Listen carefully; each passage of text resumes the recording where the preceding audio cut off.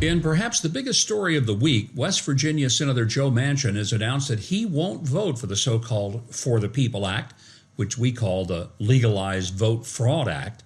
Manchin rightly says that forcing it through by way of the partisan reconciliation process will further divide the country. And he's right. I mean, if anything could, this is it.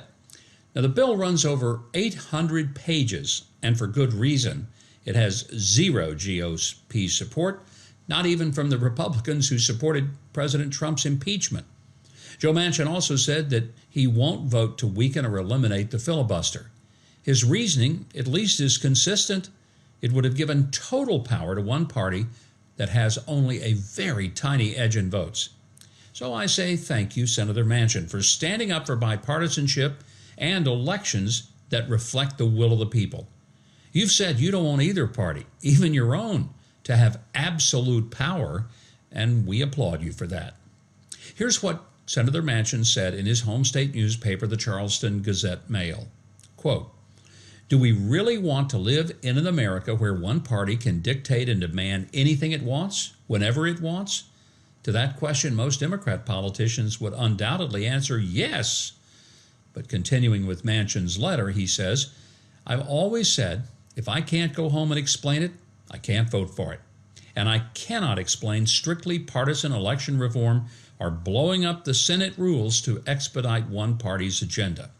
For as long as I have the privilege of being your U.S. Senator, I will fight to represent the people of West Virginia, to seek bipartisan compromise, no matter how difficult, and to develop the political bonds that end divisions and help unite the country that we love."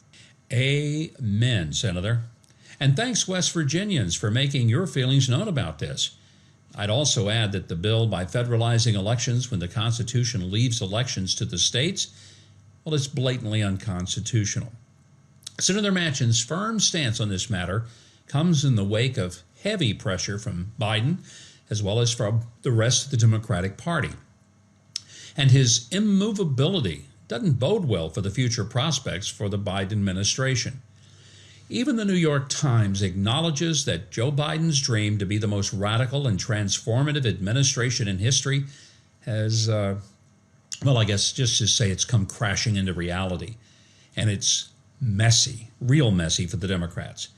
In a piece titled "Democratic Report Raises 2022 Alarms on Messaging and Voter Outreach," New York Times author Alexander Burns writes, and I quote, "Democrats defeated President Donald J. Trump and captured the Senate last year with a racially diverse coalition that delivered victories by tiny margins in key states like Georgia, Arizona, and Wisconsin. In the next election, they cannot count on repeating that feat," a new report warns.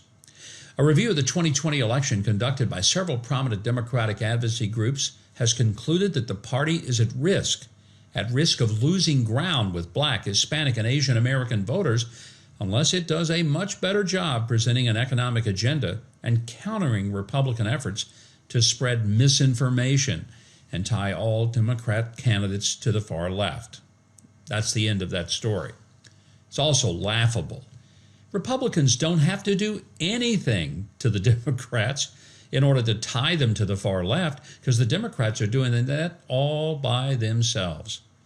So what more is there to say? Democrats, including Biden, have embraced leftist dogma with open arms, and it's coming back to bite them.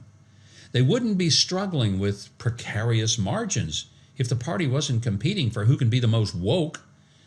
You can expect renewed efforts to paint Republicans as extremist. And it'll almost certainly come in no small part due to the continued reasonable request for a closer look into an election that was radically different from any election prior.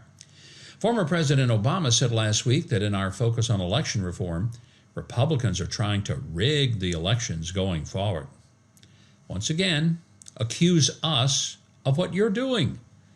I'd characterize what he said as not just wrong, but downright offensive.